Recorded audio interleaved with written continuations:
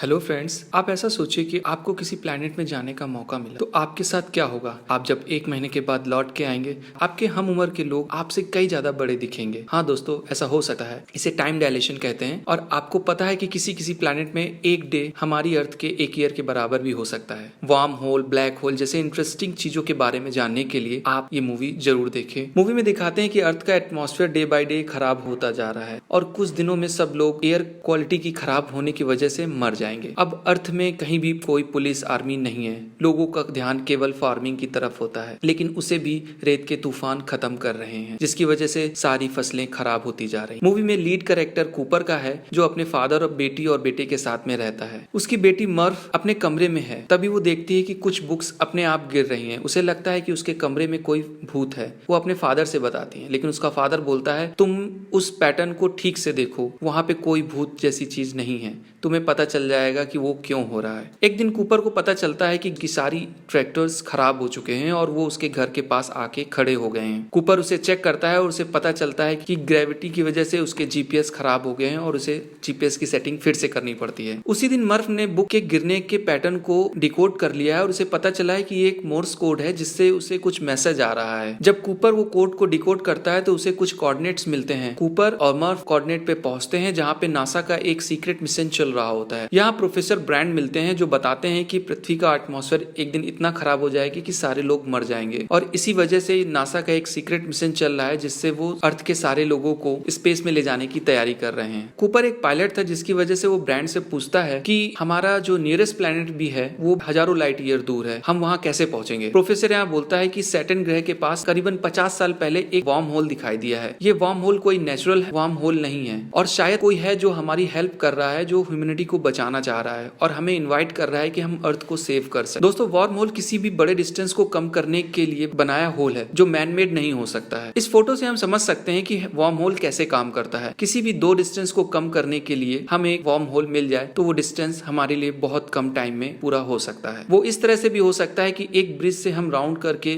नीचे उतर रहे हैं और वहीं पे हम एक रस्सी डाल के उस ब्रिज के नीचे उतर आए, तो हमें टाइम कम लगेगा और वो डिस्टेंस कम हो जाएगा। ये एग्जाम्पल केवल छोटा सा है और जो मैन मेड है, लेकिन वही स्पेस पे अगर कोई वार्म होल होगा तो हजारों लाइट ईयर्स को बहुत कम समय में पार कर सकते। दोस्तों, ऐसा भी बोल सकते हैं ये वार्म होल केवल गॉड या एलियन ही बना सकते। प्रोफेसर ब्रांड ने यह भी बताया कि 13 लोगों का मिशन पहले भी इस वार्म होल से निकल के दूसरी गैलेक्सी में जा चुका है और वो इनहैबिटेड प्लैनेट को ढूंढ रहे हैं और इन लोगों के साथ एक बीकन नाम की मशीन भी गई थी, जो प्लैनेट से एक सिग्नल भेज रही है हमारे रहने लायक इन्वायरमेंट मिला। 13 लोगों में से केवल 3 प्लैनेट से ही उन्हें वो सिग्नल आ रहे हैं और प्रोफेसर एक मिशन को भेजना चाहते हैं कि वो उन तीनों प्लैनेट पे जाके वहां की सिचुएशन को वेरीफाई करें। कूपर यहाँ पे बोलता है अगर मानिए कि वहां पे हमें रहने लायक इन्वायरमेंट मिल गया तो हमारे पास क्या प्लान है। प्रोफेसर बोलता है हमारे पास 2 प्लान है, प्लान ए और प्लान बी। प्लान ए में हम ग्रेविटी की इक्वेशन को सॉल्व करके एक स्पेस स्टेशन में सारे अर्थ के लोगों को ले जाके उस ग्रह पे बसा देंगे और अगर हमारा प्लान ए फेल हो गया तो हमारा प्लान बी है, जिसमें हमने हर शिप में करीबन 5000 से ज्यादा फर्टिलाइज एग रखे हुए हैं, जो जिसमें 10 इक्विपमेंट के थ्रू ह्यूमन डेवलप होंगे। उसके बाद सेरोगेसी से वहां पे ह्यूमन की कॉलोनी तैयार की जाएगी और कुछ सालों पे वहां पे ह्यूमन काफी मात्रा में हो जाएंगे। कूपर जाने के लिए रेडी हो गया, लेकिन मर्फ नहीं मान रही थी। वो बोलती है कि मैंने मैसेज डिकोड कर लिया है और उसमें स्टे का मैसेज आया है, आप प्लीज मत जाओ। कूपर बोलता है कि मुझे तुम्हारा फ्यूचर बचाने के लिए जाना पड़ेगा। कूपर एक वॉच मर्फ को देता है और बोलता है कि मैं जब आऊंगा तब मैं इस वॉच से तुम्हारा टाइम देखूंगा कि हमारे बीच में कितना डिफरेंस है। कूपर अपने मिशन में निकल जाता है। इस मिशन का नाम है एंड्योरेंस। इन सब को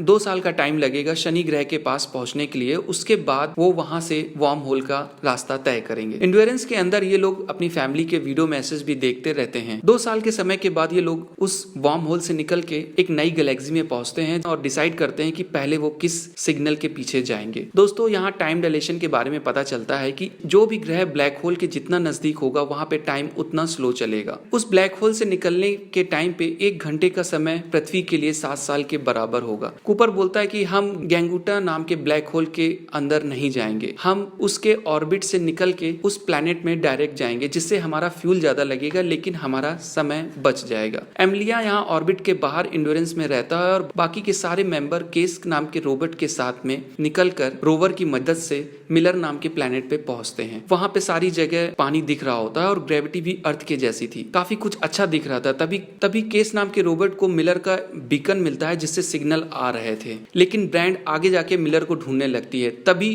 कूपर देखता है कि एक बड़ी सी वेव, जिसे ये लोग पहाड़ समझ रहे थे, उनकी तरफ आ रही थी। ये वेव इतनी बड़ी थी, किसी पहाड़ के बराबर की वेव समझ सकते हैं। केस ब्रांड को लेके भागता है और लेकिन केस और ब्रांड तो बच जाते हैं, डोवेल इसमें मारा जाता है। इन सब के बीच रोवर में पानी चला गया है, जिसकी वजह से अब उन्हें 1 घंटे की जगह वहां पे 2 घंटे बिताने होंगे। इसका मतलब था कि एंड्योरेंस में अब 10 साल से भी ज्यादा का टाइम बीत चुका होगा। मिलर के प्लेनेट से जो सिग्नल आ रहे थे वो टाइम डायलेशन की वजह से अर्थ में लेट पहुंचे थे और ये मैसेज मिलर ने लैंडिंग के टाइम से थोड़ी देर बाद भेजे थे और उसका एक्सीडेंट उसी के बाद हुआ होगा। शायद वो थोड़ी देर पहले ही मरा हो। यहाँ ब्रांड बोलती है कि टाइम स्लो और फास्ट जरूर हो सकता है, लेकिन हम टाइम में पीछे नहीं जा सकते। इसके अलावा ग्रेविटी ही एक ऐसी चीज है जिसे सारे डायमेंशन में बात की जा सकती है। एंड्योरेंस में आने के बाद पता चलता है कि रोमालिया की उम्र 23 साल आगे बढ़ चुकी है, यानी कि 23 साल से एंड्योरेंस वहां पे इन लोगों का वेट कर रहा था। एंड्योरेंस में 23 साल गुजरने की वजह से अब उन लोगों के पास इतना फ्यूल नहीं है कि ये बच्चे दोनों प्लेनेट में जा सकें। कूपर अपने वीडियो मैसेज चेक करता है और पता चलता है कि कूपर के बेटे और बेटी सब बड़े हो चुके हैं और उनकी शादियां भी हो गई हैं और कूपर के फादर भी अब इस दुनिया में नहीं है। कूपर की बेटी मर्फ अब एक साइंटिस्ट हो गई है जो प्रोफेसर कूपर के साथ में ही काम कर रही है। इतने सालों में मर्फ ने कभी भी कूपर को कोई मैसेज नहीं किया, लेकिन जब उसकी उम्र कूपर की उम्र के बराबर हो गई तब मर्फ ने उसे मैसेज किया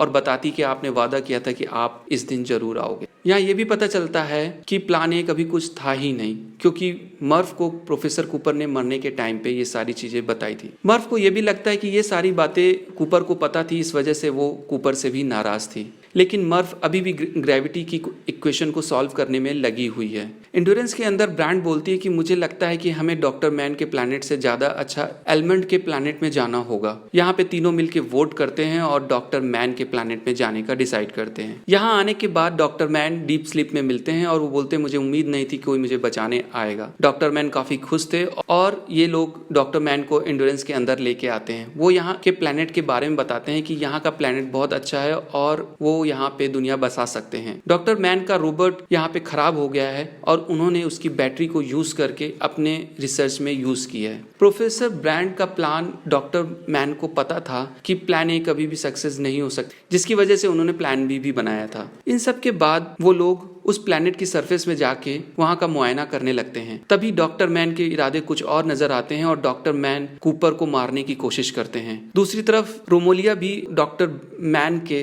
रोबोट को ठीक करने की कोशिश कर रहा था, तभी वो रोबोट ब्लास्ट हो जाता है और यहाँ पे रोमालिया भी मर जाता है। कूपर किसी तरह से हेल्प का मैसेज डॉक्टर ब्रांड के पास भेजते हैं। डॉक्टर ब्रांड रोवर लेके आती है और टॉरस और ब्रांड को बचा के ले जाती है। दूसरी तरफ डॉक्टर मैन भी दूसरे रोवर से एंड्योरेंस के अंदर कंट्रोल करने के लिए निकल पड़ते हैं, लेकिन यहाँ पे कूपर बोलता है कि आप अकेले रोवर को एंड्योरेंस से कनेक्ट नहीं कर सकते हैं। लेकिन डॉक्टर मैन नहीं मानते हैं और उसे ओवरराइड करके मैनुअली एंड्योरेंस से कनेक्ट करने की कोशिश करते हैं और उनका रोवर ब्लास्ट हो जाता है। एंड्योरेंस में ब्लास्ट होने की वजह से वो अब बिना किसी कंट्रोल के स्पेस में घूमता हुआ चला जा रहा था। कूपर ने किसी तरह से एंड्योरेंस पे अपना कंट्रोल किया।